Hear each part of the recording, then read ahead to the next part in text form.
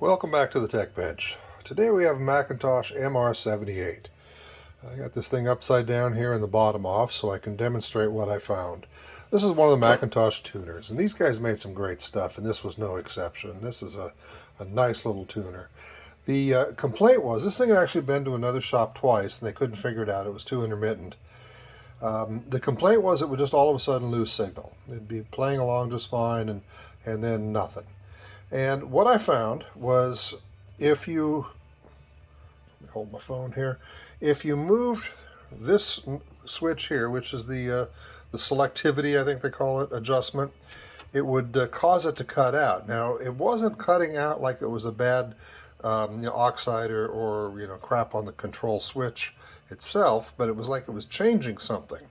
So I cleaned it anyway, just because I cleaned all the switches. But what I did find over here, this little board right here, they call this the selectivity junction PCB.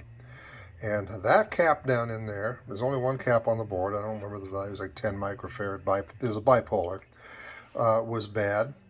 And this pot was really dirty. And the pot, I think, was the biggest issue with it here.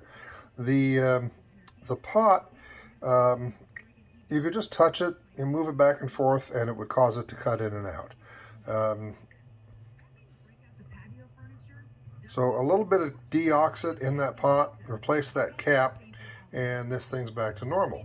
What it was doing, if you looked at the signal meter would drop down to 0. Let me move my angle here. Like I say, I got this thing upside down. So signal meter would drop down to 0, and it would just go to static, just like there was nothing whatsoever. So very intermittent problem, but it turned out to be that pot and that capacitor on that selectivity junction PCB. Hope it helps.